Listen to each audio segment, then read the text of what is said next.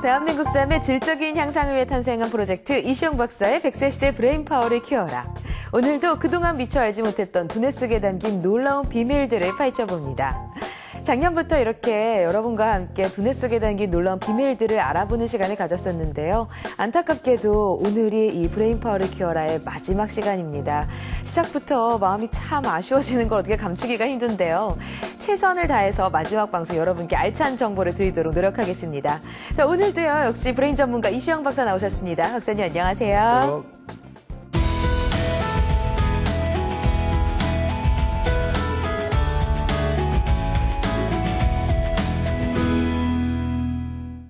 마지막이니만큼 오늘도 최신 뇌과학 뉴스를요, 두 가지를 전달하면서 여전히 항상 그랬던 것처럼 시작을 하도록 하겠습니다.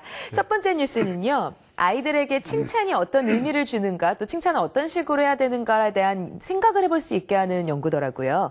미국 미주리 대학교의 마샤 리친스 박사 연구진은요, 아이들에게 우리가 이게 칭찬을 할 때 칭찬의 의미를 특정한 성과나 보상을 주는 걸로 하면은 오히려 좋지 않다고 하는데요. 근데 많은 부모님들이 아이들을 칭찬하실 때 보상의 의미를 해주시거든요. 선물을 주시고요. 그렇죠. 아무래도 가령 시험 성적이 좀 올라갔다든가. 그럼 선물 하면 이제 흔히들 부모들은 아이가 평소에 원하던 걸 사준다든가 뭐 스마트폰 가르쳐준다든가 하는데 그런 물적인 보상을 해준다는 것은 자칫하면 아이들을 물질 만능주의에 빠뜨릴 위험이 있다. 이걸 경고를 하고 있습니다. 그러니까 실제로 이제 이런 아이들에게는 오히려 그런 내가 가진 물건의 양이나 질, 이게 인간의 행복을 결정을 하고 또 심지어 많이 가진 아이가 사람이 매력적이다 하는 이런 인식을 깊이 심어줄 위험이 있다. 그래서 그런 아이들은 자칫하면 정말 도박에 빠지거나 아주 큰 빚을 지거나 또 결혼 생활에도 오히려 불만스러울 때가 많다고 합니다. 그래서 정말 아이들에게 보상을 할 때도 칭찬을 한다든가 참 감사하는 마음을 전한다든가 이런 방법으로 해야지 물질로 뭘 보상하는 것은 교육적으로 좋지가 않다 하는 엄중한 경고입니다. 물질로 인해서 느껴지는 행복이 사실 단편적이고 너무 짧잖아요. 아이들에게도 그런 행복을 가르쳐주는 것보다는 선물을 주고 칭찬을 했을 때 칭찬해준 사람에게 고마움을 느끼고 뿌듯함을 느끼게 하는 것, 그런 식으로 교육하는 게 필요하지 않을까 싶습니다. 첫 번째 뇌과학 뉴스를 알아봤고요. 두 번째 최신 뇌과학 뉴스입니다. 독일 자틀란트 대학의 커스팅킵 박사 연구진들은요. 이 37주 미만에 태어난 조산아들이 제때 정상적으로 태어난 아이들에 비해서 좀 기억력 부분이 떨어진다, 약간의 약점을 갖고 태어난다라고 연구를 했다고 하는데요. 어떤 부분에서 이런 문제가 생기는 건가요? 예, 이 조산아들에 대한 연구는 굉장히 많습니다. 네. 그래서 실제로 정상적으로 태어난 아이들과 아무래도 뇌 기능이 떨어지지 않겠느냐, 이렇게 생각하기 쉬운데 실제로 이 연구팀들은 대개 한 8살에서 10살 된 아이들을 대상으로 조산아들에 대한 그런 연구를 자세히 해봤더니 기억력 전반에 대해서는 큰 차이가 없더라. 단 이 문맥 기억력이라 그래서 가령 이제 글을 읽고 앞뒤 상황을 추적을 해서 그 글의 문맥을 이해를 하게 되는 굉장히 중요한 사실은 기억력이라 하죠. 그러니까 이런 문맥 기억력은 다소 저하가 되더라. 그런 연구 발표입니다. 네, 그러니까 모든 기억력이 다 떨어진다는 게 아니라 문맥 기억력이라 말씀하신 그 부분이 조금 약하니까요. 이 부분은 좀 훈련을 통해서 늘릴 수 있는 부분 아닌가요? 네. 네, 그럼 훈련을 통해서 좀 많은 부분을 보강을 하면 되지 않을까 싶습니다. 자, 최신 뇌과학 뉴스 두 가지를 이렇게 알아봤고요. 오늘 이시영 박사의 100세 시대 브레인파워를 키워라 마지막 주제를 알아봅니다. 어릴 때부터 부산하고 가만히 있지 못하는 아이. 그런데 또래보다 산만함의 정도가 심하다면 이를 간과해서는 안 됩니다. 주의력 결핍 과잉 행동 장애, 즉 ADHD일 수도 있기 때문인데요. 어릴 때 치료하지 않으면 성인이 되어 돌이키기 힘든 지경까지 이를 수 있다는 ADHD. 그 원인과 증상, 치료법 등 ADHD의 모든 것에 대해 알아봅니다.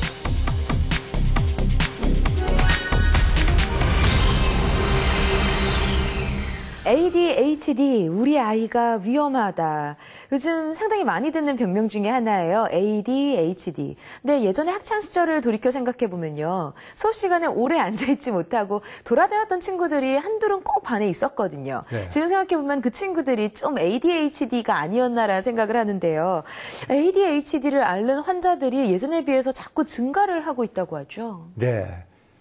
지난 4년 동안 한 23%가 증가했다. 저도 깜짝 놀랐습니다. 그러니까요. 이 보고서를 읽고.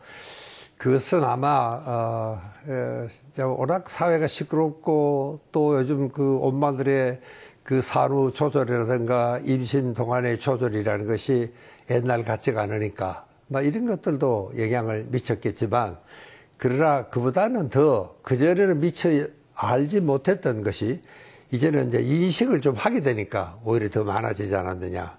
뭐 이런 생각도 우리가 하게 됩니다. 오늘 도움 말씀 주실 전문가분은 누구신가요? 한상훈 원장님 오셨습니다. 안녕하세요.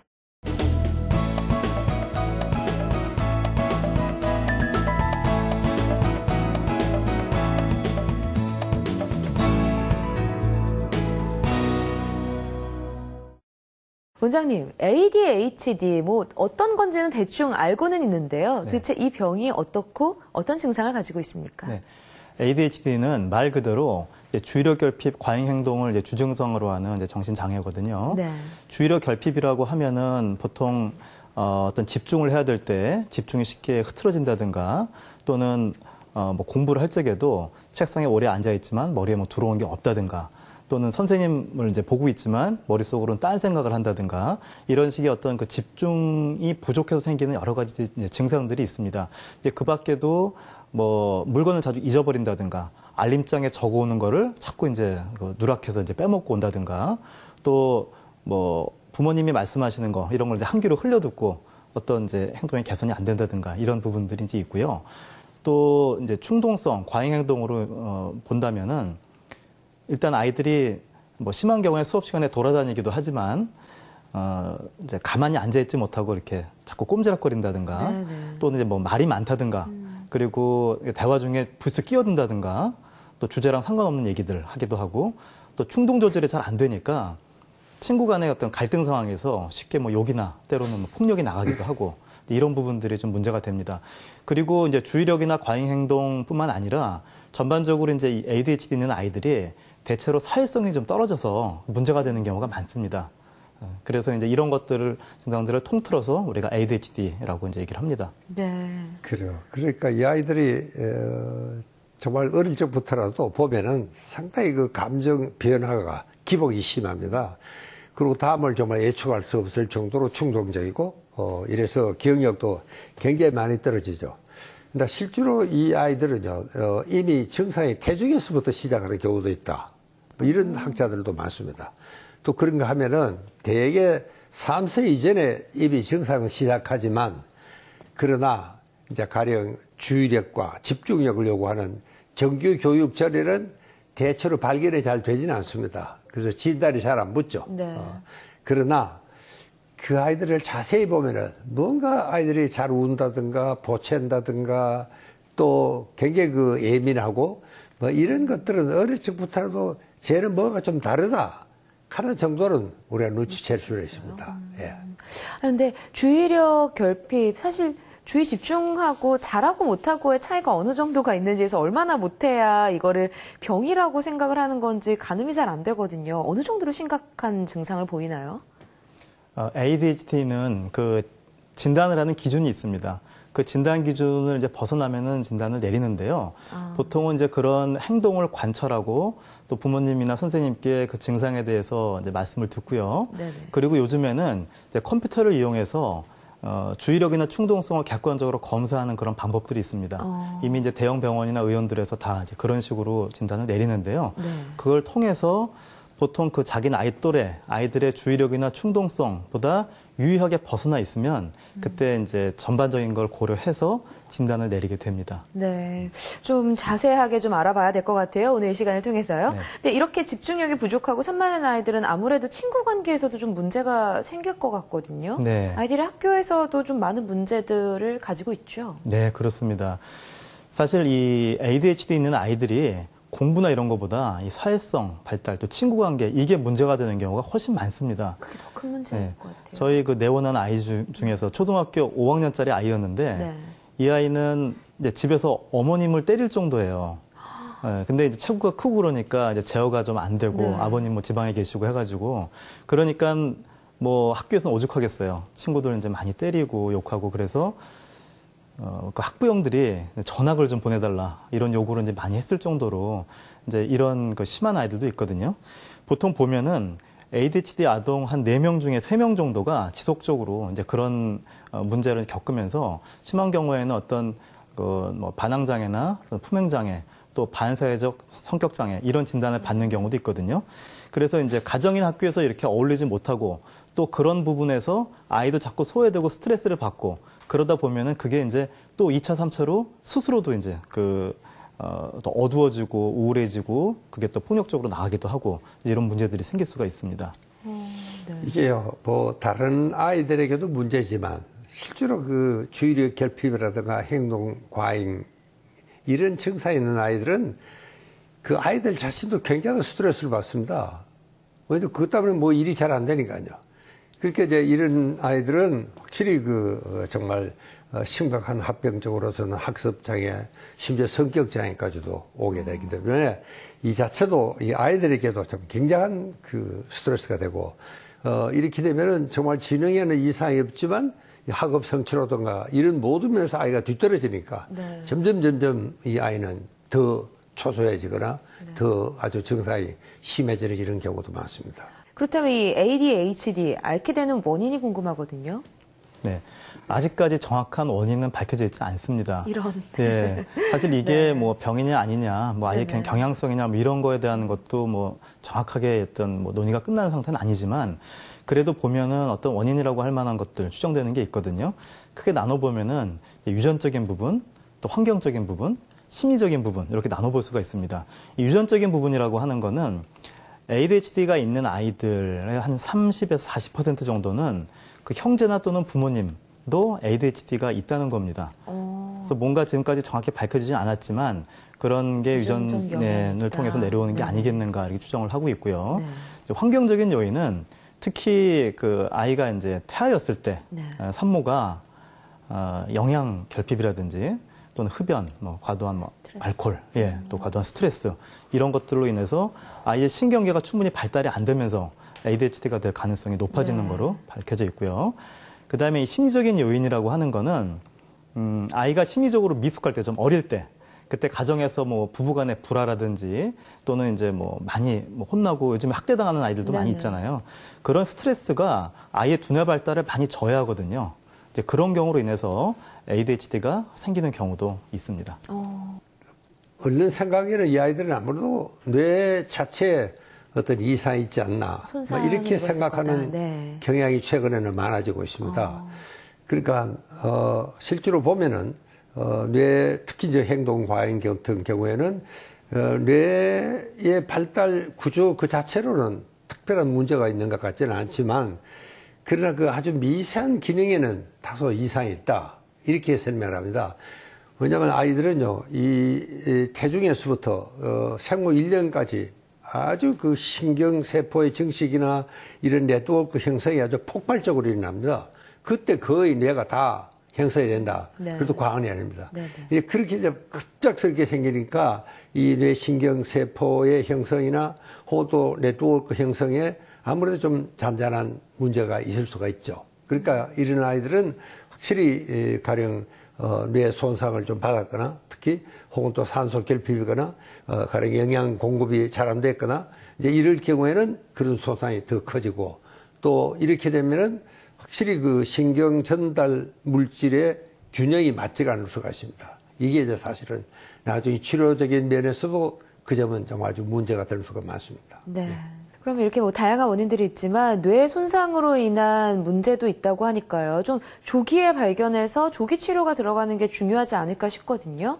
이 치료 시기에 따라서 효과는 좀 달라지나요? 어떻습니까? 네, ADHD는 조기 발견, 조기 치료가 매우 중요합니다. 일찍 발견해서 일찍 치료를 할수록 치료율도 높아지는 걸로 알려져 있는데요.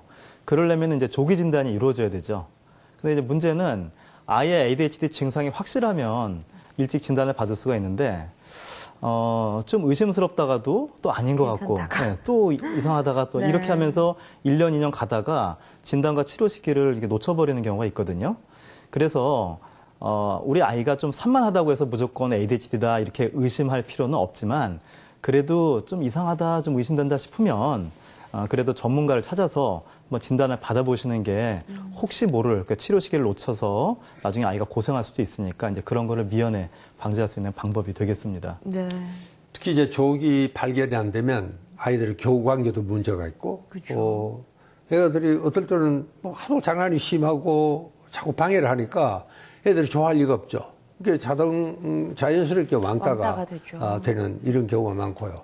실제로 그 비행 청소년을 자세히 조사를 해보면은 그 아이들이 거의 한 50%가 정말 ADHD를 앓은 경력이 있습니다. 네. 이제 그렇게 생각을 해보면은 정말 조기에 발견해서 적절한 치료를 한다는 것이 얼마나 중요하다 하는 걸 우리가 이해를 할 수가 있습니다. ADHD가 과연 뭐고 어떤 식으로 증상이 나타나는지 또 어떤 허와실들이 있는지를 쭉 한번 개괄적으로 짚어봤는데요.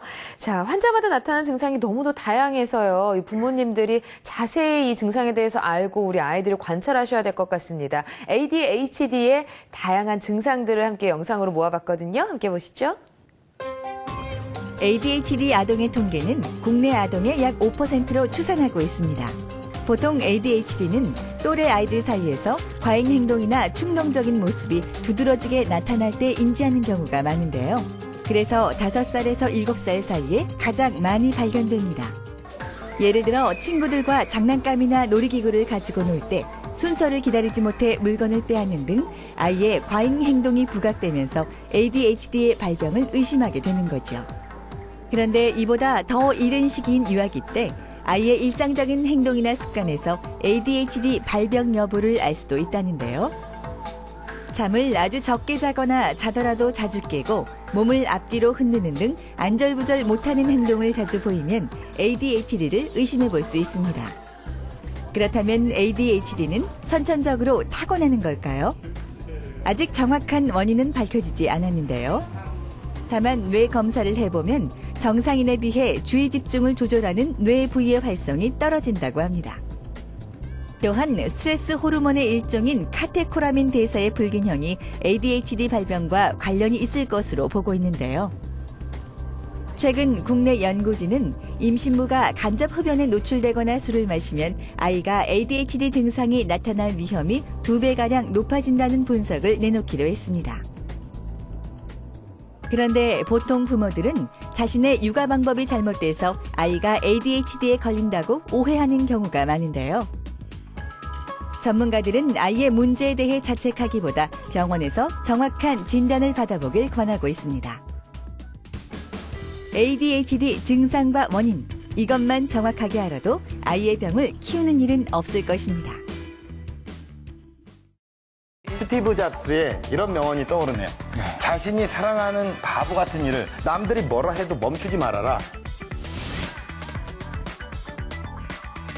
자기가 좋아하는 일, 자기가 잘하는 일을 양립해서 가시면서 밥벌이를 하셔야 되잖아요. 예. 자기의 어떤 직업을 잃어버리지 않으면서 좋아하는 일을 먼저 추구하셔가지고 자기가 좋아하는 일로 돈을 벌려면 아무래도 지금 이미 기존의 세상에 있던 일이 아닌 세상에 없던 일인 경우가 더 많을 거라고 생각이 돼요.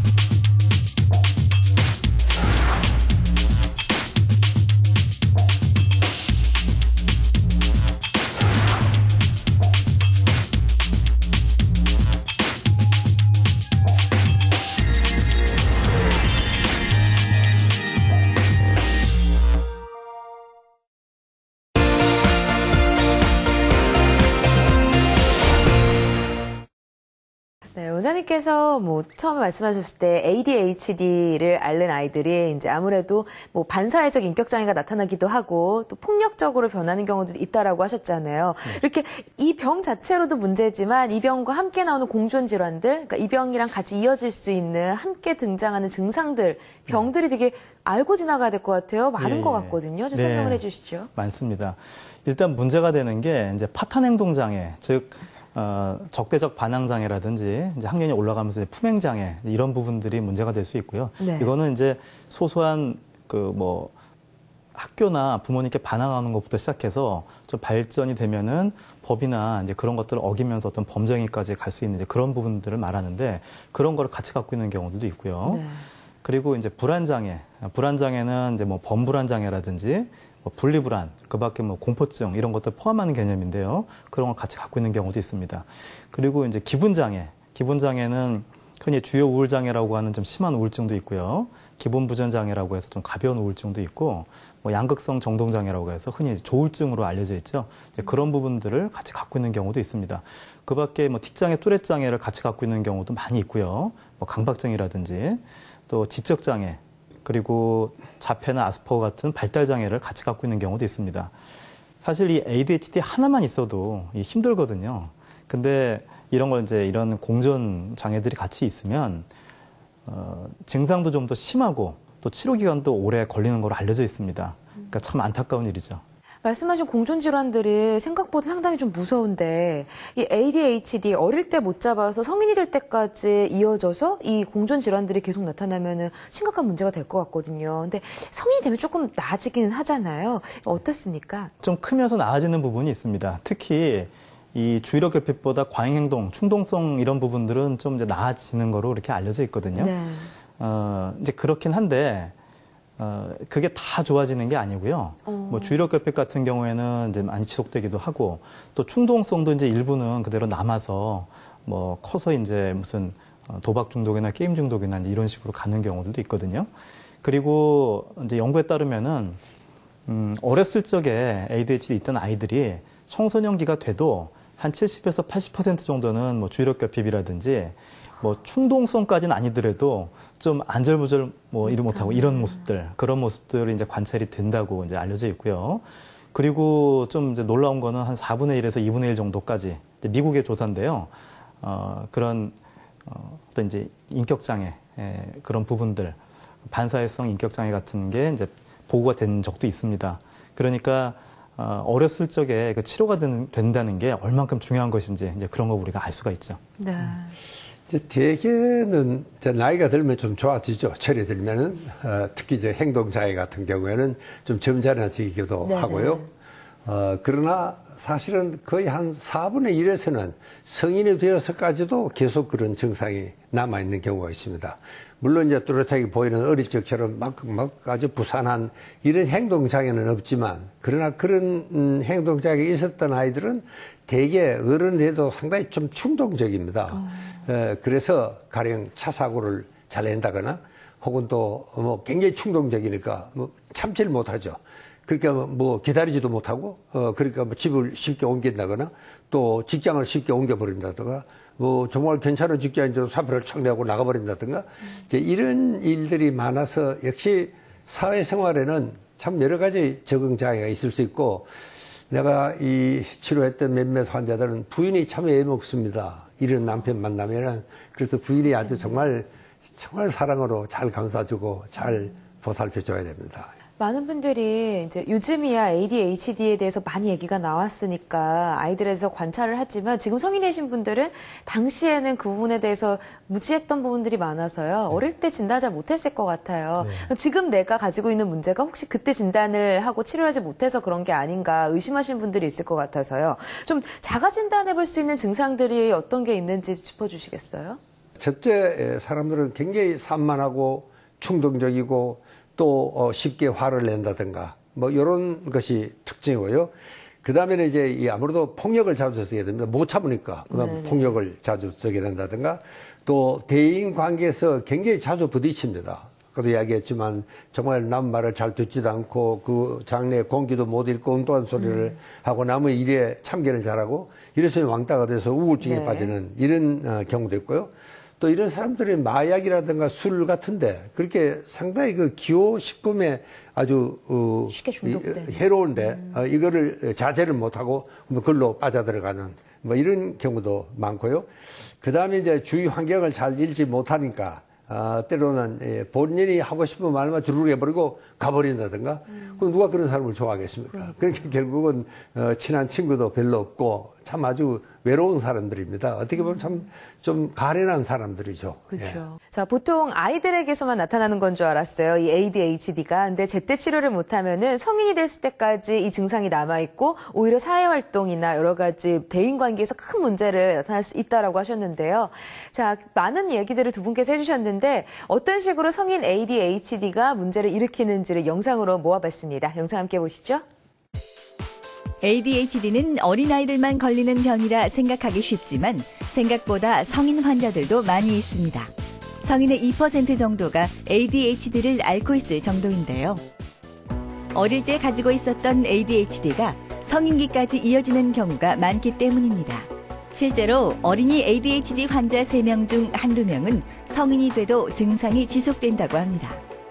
게다가 나아진 것처럼 보여도 과잉 행동이나 충동성만 없어졌을 뿐 주의력 부족 문제는 거의 없어지지 않는데요. 그래서 성인이 된 후 직장 생활에 적응을 못하는 경우가 많습니다. 어렸을 때 그랬던 것처럼 무언가에 집중하기 어렵고 시각 인지 기능이 떨어져 문장을 읽을 때 중요한 부분을 빼먹는 경우가 많아 업무에 차질이 생길 수 있는 거죠. 뿐만 아니라 우측 되뇌의 기능이 떨어져 전체를 보고 분위기를 파악하는 것에 어려움을 느끼기도 합니다. 그래서 대인관계에도 문제가 되는데요. 상대방 이야기를 귀 기울여 듣지 않기 때문에 집단에서 따돌림을 당할 가능성이 높아지게 됩니다. 이런 문제점은 단체 생활은 물론 결혼 생활에도 상당한 지장을 초래하게 됩니다. 직장을 자주 바꾸게 되고 직장 없이 보내는 시간이 길어지는 데다 무분별하게 돈을 쓰는 경우까지 있어서 부부 사이에 불화가 자주 일어나게 되고 이런 불화가 거듭되다 보면 급기야 폭력적인 성향까지 나타나 가정폭력으로 이어지기도 합니다. 결국 성인 ADHD 환자들은 결혼 생활은 고사하고 사회적으로도 고립되기 쉽습니다.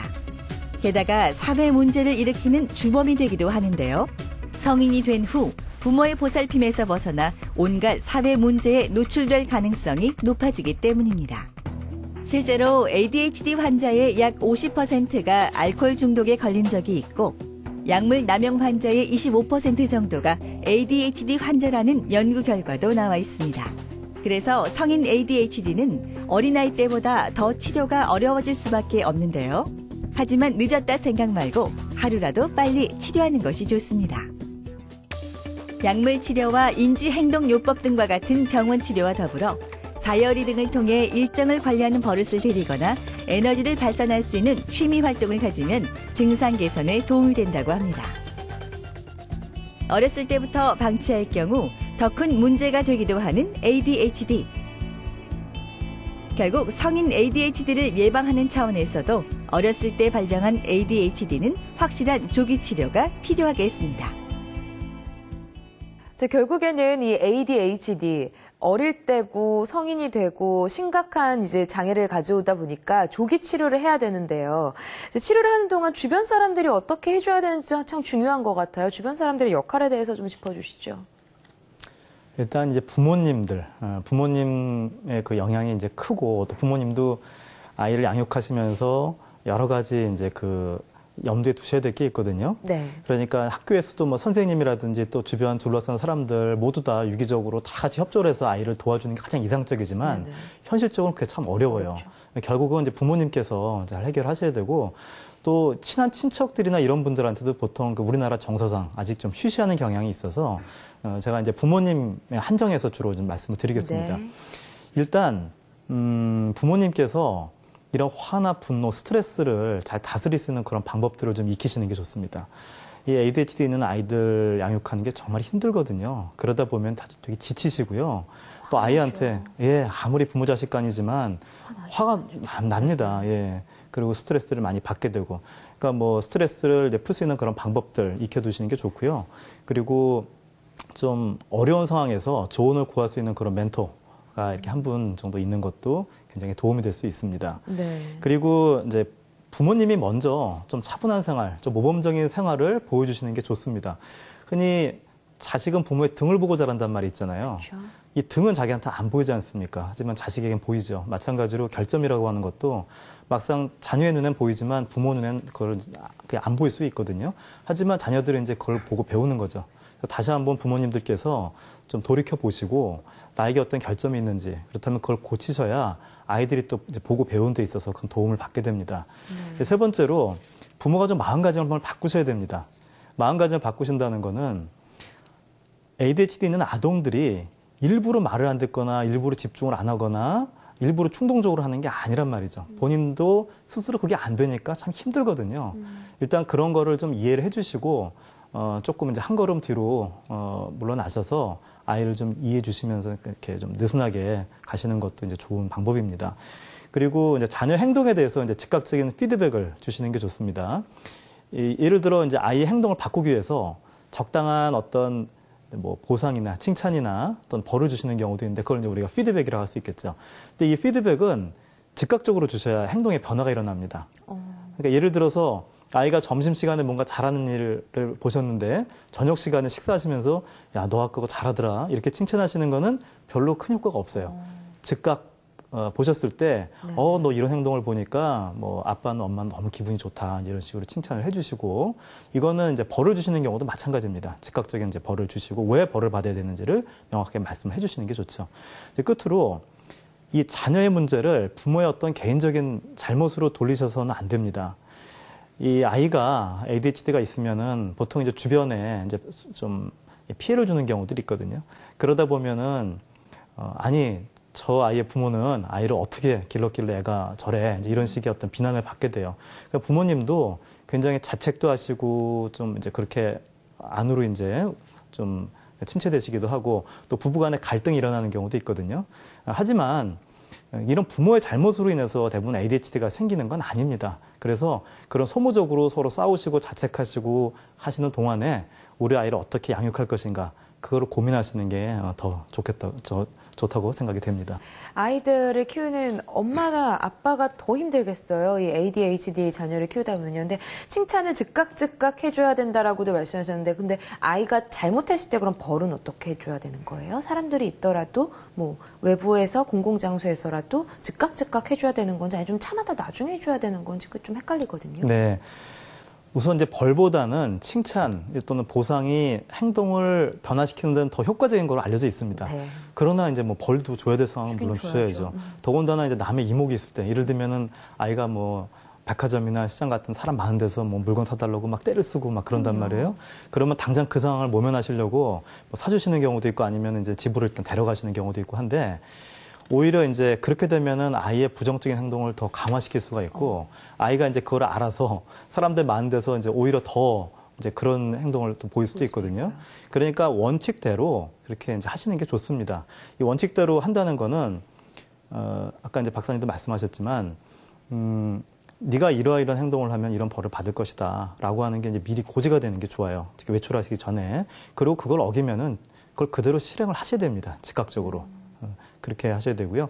또 벌을 주실 적에는 이제 체벌, 뭐 때리거나 이제 이렇게 하시는 것보다는 보통 이제 많이 쓰는 방법이 좀 심심한 방, 가서 놀거리가 없는 그런 방에 한 5분이나 10분 이렇게 들어가 있게 한다든가, 또는 이제 그런 방이 여의치가 않으면은 이제 벽을 보고 의자에 이렇게 앉아 있게 하는 거예요. 굉장히 심심하고 무료하죠. 그게 아이들한테는 그것도 하나의 벌이 될 수 있거든요. 네. 이제 그런 식의 그 방법들을 이제 쓰시는 것도 좋은 방법이고요. 아이가 좀 큰 경우에는 아이들이 좋아하는 뭐 TV 시청이라든지 또는 게임 같은 거 이런 거를 이제 제한을 하는 방법이 있습니다. 잘못했을 적에. 근데 그런 거를 제한하실 때 갑자기 뭐 너 이렇게 잘못했으니까 너 오늘 뭐 게임 없어, TV 없어 이렇게 하시는 것보다는 미리 네가 이러이러한 행동을 하면 앞으로 너에게 이제 이러이러한 이제 벌이 주어질 것이다. 그러니까 이렇게 하면 안 된다라고 아이에게 미리 고지하시고, 또 아이도 그거를 이제 납득한 후에 그렇게 시행을 하는 게 좋겠습니다. 결국에는 룰을 정해야 하고 아이와 그게 합의가 서로 되도록 많이 이야기를 해주셔야 되고 또 그걸 어겼을 경우에 그대로 행동을 하셔야 되고 그러니까 부모님이 어떤 원칙을 가지고 있는 게 제일 중요할 것 같은데요. 이제 가정에서 이렇게 도와주는 것 이상의 것들이 필요한 곳이 바로 할 수 있는 곳이 병원이잖아요. 네. 병원을 데려가게 됐을 때는 어떤 식으로 치료가 이루어지는 건가요? 크게 이제 정신과학이나 한약 같은 그런 약물 치료 그리고 두뇌를 훈련시켜 줄 수 있는 그런 뉴로 피드백 같은 방법들이 있습니다. 네. 이런 방법들을 적절하게 사용을 하면 ADHD 증상이 상당히 이제 개선되는 거로 그렇게 알려져 있는데요. 약물 치료는 보통 많이 사용을 하는 게 메칠 페니데이트라는 성분, 요걸 이제 처방을 하게 됩니다. 그리고 이걸 처방했었을 때 뭐 틱장애라든지 이런 부작용이 생기면 아토목세틴이라는 그런 이제 성분이 든 약을 처방하기도 하고요. 한의학적으로는 뭐 과도한 열을 식히거나 이제 머리로 맑은 기운이 가도록 하는 그런 처방을 이제 합니다. 두뇌 훈련은 보통 이 뇌의 작용은 뇌파로 많이 드러나거든요. 네. 그래서 이 뇌파를 스스로 조절할 수 있도록 훈련시켜주는 이제 그런 뉴로피드백이라는 훈련을 시행을 하는데 이거는 이제 이미 수십 년 전부터 효과가 이제 입증이 돼서 뭐 대형 병원이나 이런 정신과 의원들에서 많이 하고 있는 방법들입니다. 그리고 이런 훈련은 마치 수영이나 자전거처럼 일단 익혀두면은 효과가 상당히 오래 지속되는 걸로 알려져 있거든요. 그래서 이제 현재로서는 그런 약물 치료와 두뇌 훈련을 적절하게 병행을 하는 게 치료에 있어서는 가장 효과가 좋은 거로 그렇게 알려져 있습니다. 네. 두뇌 훈련법으로 개선될 수 있다는 거는 충분히 이해가 되는데요. 약물이 참 신기한 게 약을 먹으면 갑자기 집중력이 좋아지고 애가 차분해지는 거예요? 어떤가요? 네, 이 정말 ADHD의 약물 치료에 대해서는 참 정신과에서들도 네. 잘 모르는 구석들이 참 많습니다. 예를 들면 제일 많이 쓰는 약이 이제 이 소위 암페타민 계통인데 이것은 사실은 이 흥분제입니다. 이게 얼른 생각하면은 아이들도 네. 흥분시킬 것 같은데 실제로 이 약을 쓰면은 ADHD인 경우만은 이게 오히려 주의 집중이 좋아져 애가 차분해지는 겁니다. 그리고 훨씬 더 머리를 쓰는 것이 논리적이고 체계적이고 이거는 우리가 아직도 잘 설명을 못 합니다. 그래서 이걸 역설적인 양리작용이다. 저희들은 그렇게 봅니다. 이 애들이 오히려 더 떠야 될 텐데 그렇지가 않습니다. 이제 그러나 또 이것은 가령 도파민이라든가 이런 소위 여러 가지 신경 전달 물질의 균형이 맞지가 않습니다. 그래서 이제 이 약을 쓰면은 그 균형이 정리가 된다. 뭐 이렇게 설명하면 아주 쉬운데 그러나 이 약은 어떻게 보면은 이 먹으면 기분이 좋습니다. 중독될 수 예. 그리고 자칫하면 중독이 되고 네. 습관성이 되는 경우가 많죠. 네. 그래서 이 소아 청소년 정신건강의학과에서는 굉장히 이 약을 쓸 때 조심을 합니다. 그리고 이것은 또 문제는 이게 근본 치료제가 아닙니다. 이게 이 약 때문에 바로 증상이 나죠. 이 증상을 그냥 완화시켜주는 그런 약이고 또 그리고 자칫하면 이것은 습관성을 만들 수도 있고 그래서 심지어는 어떤 부모들은 아예 나는 약 안 먹겠다, 안 먹이겠다.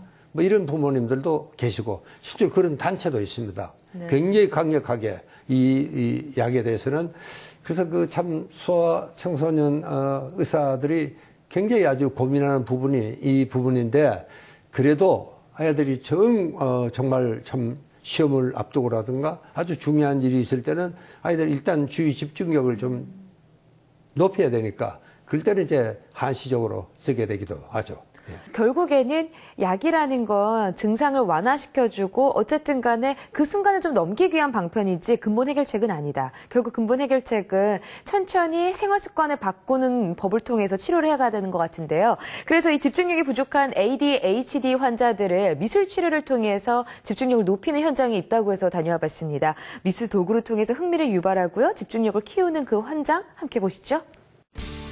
ADHD 치료는 약물 치료처럼 생물학적인 치료 방법도 있지만 마음을 어루만져주는 심리 치료도 널리 이루어지고 있습니다. 서울의 한 심리치료센터. 이곳에선 ADHD 환자들을 위해 미술 치료는 물론 놀이 치료, 인지 치료 등 다양한 심리 치료가 이루어지고 있는데요.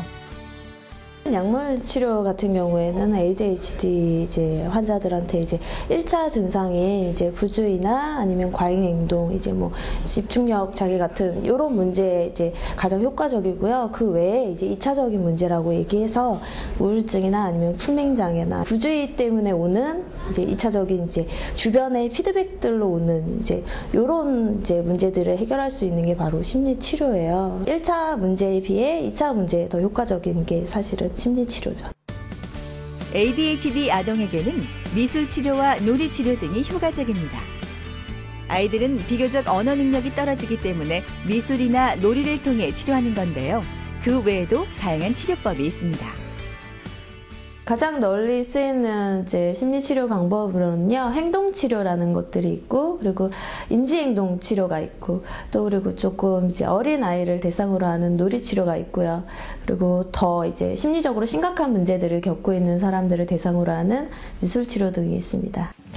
그중 미술 치료는 ADHD 환자들에게 부족하기 쉬운 집중력 향상에 효과적입니다. 미술 시간에 누구나 한 번쯤 썼을 법한 스케치북이나 크레파스, 찰흙 등과 같은 도구들을 이용해 아이가 원하는 것이나 머릿속에 떠오르는 것을 자유롭게 표현하도록 하는데요. 이 과정에서 치료자는 아이의 미술 활동에 공감과 지지를 해줌으로써 정서적 안정을 느끼도록 합니다. 그러면 공격성도 점점 줄어든다는데요. 미술치료 같은 경우에는 저희가 단순히 알고 있는 이제 뭐 그림 그리기부터 시작해서 뭐 만들기 아니면 뭐 갖다 붙이기, 미술활동 모두를 전반하고 있는 그게 바로 미술치료인데요. 이제 주제는 어떤 자유로운 형식으로 그리라고 시키거나 아니면 또 어떤 걸 그리라고 주제를 정해줘서 치료를 진행하고 있습니다. 미술 치료를 통해서 이제 결과보다는 과정 중심, 그리고 이제 본인 욕구를 표현하는 그런 이제 환자들이 주로 사용하는 거여서 언어 표현이 조금 어려운 친구들 같은 경우에 효과를 많이 보고 있어요. 그리고 창작 활동의 결과물을 통해 성취감과 자신감을 갖게 함으로써 긍정적인 자아를 회복하는 효과도 기대할 수 있습니다. 다음으로 놀이치료 또한 ADHD 아동들에게 효과적인 심리치료법인데요. 특히 아이들에게 치료에 대한 거부감을 없앨 수 있다는 장점이 있습니다. 게다가 여러 가지 다양한 장난감으로 자연스럽게 신체적 행동을 유도해 아이가 가진 행동 욕구를 분출시키는 효과도 있습니다. 놀이치료 같은 경우에는요, 일단은 언어적인 표현들이 잘 안 되는 이제 아주 어린 아이들이나 아니면 이제 심리적인 문제가 너무 심각해서 언어 표현이 조금 어려우신 분들한테 효과가 있고요. 그리고 이 과정에서 본인 욕구를 표출할 수 있는 방법에서 효과적이라고 볼 수 있습니다. 놀이치료를 할 때 치료자는 아이 앞에서 심리 상태를 대변해주면서 스스로 감정 상태를 회복할 수 있도록 돕습니다. 그리고 놀이치료 중 역할놀이를 할 경우 공감 능력과 사회성 발달 등 대인관계를 훈련하는 효과까지 기대할 수 있습니다. 조바심을 갖기보다 차분히 지켜보는 것이 중요하다는 ADHD 심리치료. 각자에게 맞는 치료법으로 잘 이겨내길 바랍니다.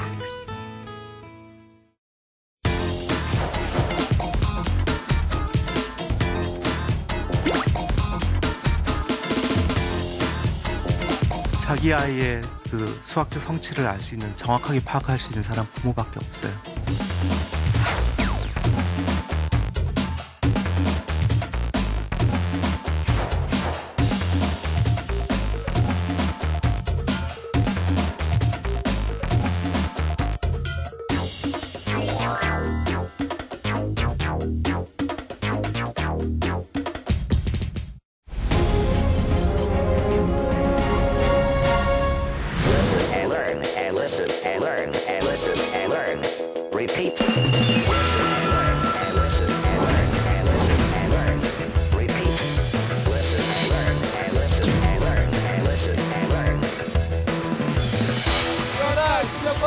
남다른 열정으로 이왕짱 우리가 간다! 화이팅! 화이팅! 화이팅!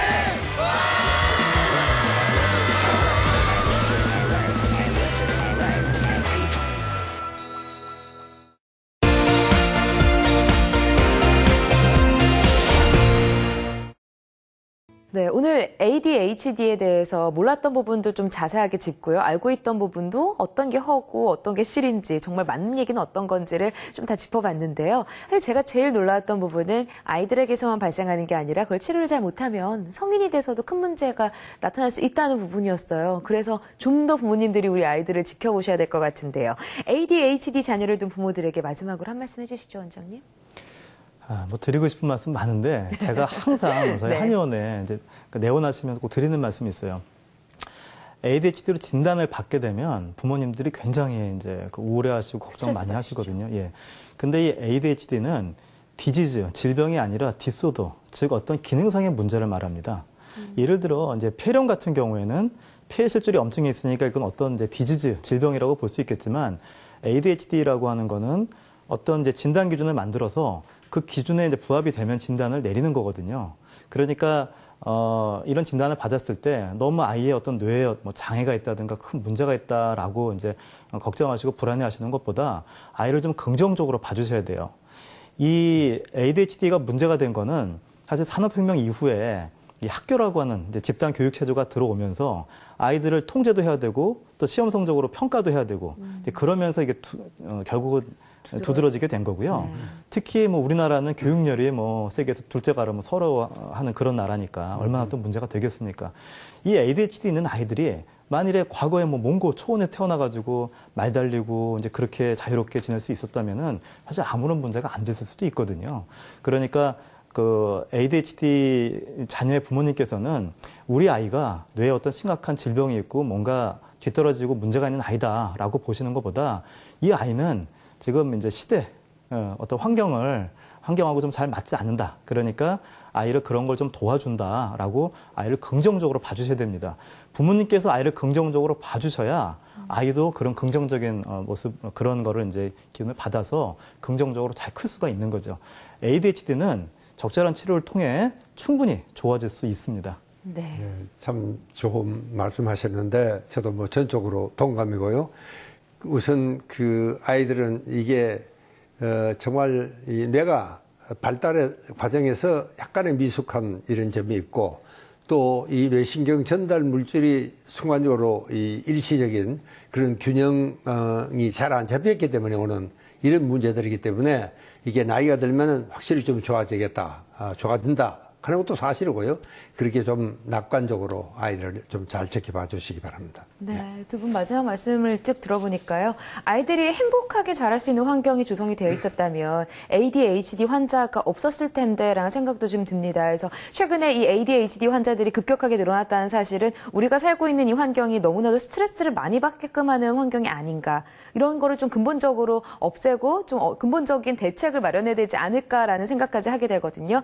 오늘 마지막까지 좋은 말씀해 주신 안상훈 원장님 감사합니다. 감사합니다.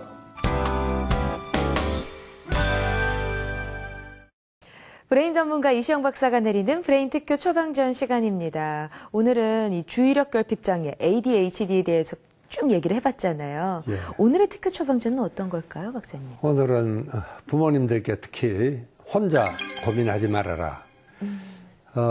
실제로 이것은 전문가도 때로는 접근하기가 어려운 그런 경우인데 네. 부모 혼자서 어떻게 좀 해보려고 그렇게 해서는 정말 헛수고만 우리 치료의 적기를 놓칠 수가 있습니다. 또 실제로 이게 보면요.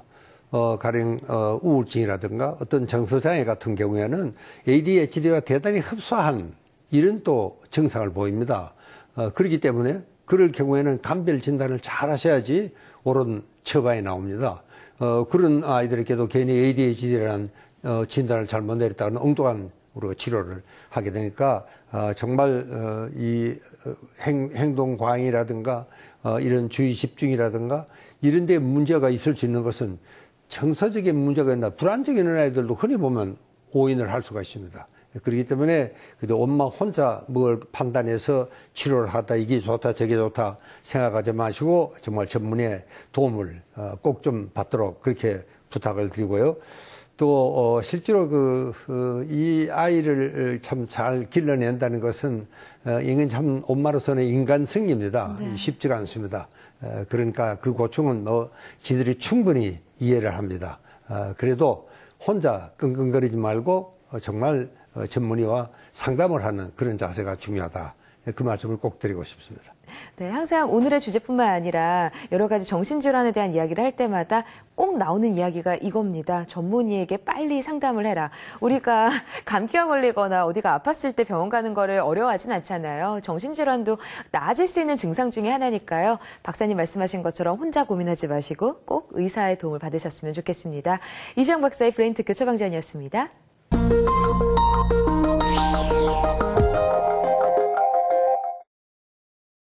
마음을 읽는 두뇌 이야기, 뇌과학 마음을 읽답니다. 오스트리아의 의학자 프로이트는 인간 안에 잠재해 있는 무의식의 영역을 최초로 인식한 학자죠. 오늘날의 정신분석학이 프로이트의 모든 이론들을 접목시키지는 않았지만 그가 최초로 정신분석학을 설립했고 또 그의 연구와 이론들이 큰 가치를 창출했다는 점에서 아주 중요한 인물로 대표되고 있습니다. 프로이트는 신경해부학을 공부한 의학자로 히스테리와 우울증 환자들을 치료하던 중에 최면술이라는 것을 접하게 됐고 인간에게 무의식이 있다는 확신을 갖게 됐습니다. 사람들은 아주 괴롭고 감당하기 힘든 트라우마를 자신의 무의식 속으로 억압하려 하는데 이런 트라우마가 무의식 속에 갇혀있는 사람들은 결국 정신질환을 앓게 된다는 건데요. 그는 이런 환자들을 고치기 위해서는 무의식에 갇힌 기억을 의식으로 끌어올려야 한다고 주장했습니다. 프로이트는 의식과 무의식을 인간의 자아와 연관지어서 설명을 했는데요. 인간의 자아는 자아, 초자아, 원초아 이 3층 구조로 되어 있다고 주장했습니다. 세 가지 자아는 각각 어떤 의미가 있을까요? 원초아는 식욕, 수면욕, 성욕 등의 인간이 본래 그대로 갖고 태어나는 기본적이고 원초적인 욕구를 의미합니다. 초자아는 우리가 학습을 통해 일깨우는 도덕적 관념인데요. 본능과 상관없이 무엇이 옳고 그른지에 대해 판단하는 사회 규범 등을 이야기합니다. 그렇다면 자아는 무엇일까요? 프로이트는 원초아와 초자아 사이에 우리의 자아가 존재한다고 주장했는데요. 완벽한 초자아와 완벽한 원초아는 무의식의 영역이고 이 둘 사이에서 타협점을 찾아 의식하고 표현되는 자아가 바로 의식의 영역에 있는 겁니다.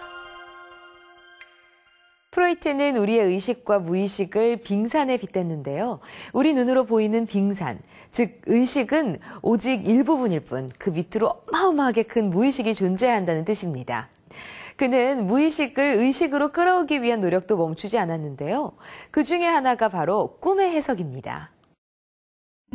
프로이트는 무의식에 갇혀있는 소망이 꿈을 통해 충족되고 이 꿈을 해석함으로써 개인의 무의식에 대해 알 수 있다고 주장했는데요. 그래서 자신이 치료하는 환자들에게 자다가 꿈을 꾸면 일어나서 그 꿈을 잊기 전에 바로 일기장에 적도록 했습니다. 그리고 그 꿈을 글로 적어가는 과정에서 자신의 무의식에 무엇이 있는지 깨달을 수 있다고 주장했습니다.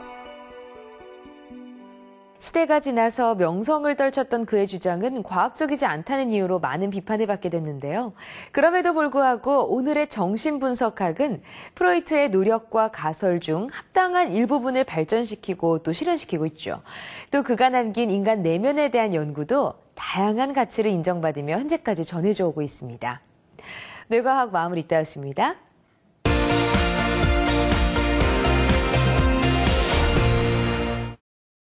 이시영 박사의 100세 시대 브레인파워를 키워라. 오늘은 ADHD, 우리 아이가 위험하다라는 주제로 이야기를 쭉 해봤는데요. 마지막 퀴즈입니다, 박사님. 마지막 퀴즈 내주시죠. 예, 이 문제는 우리 아이들이 자신의 정말 문제를 통제를 못한다든가 주의 집중력이 굉장히 약한 이제 이런 아이들을 우리가 흔히 뇌가 발달 과정에 약간 미숙한 경우 이걸 우리가 흔히 ADHD라고 이야기하는데 그 ADHD의 원래 이름은 무엇일까요? 조금 어렵습니까?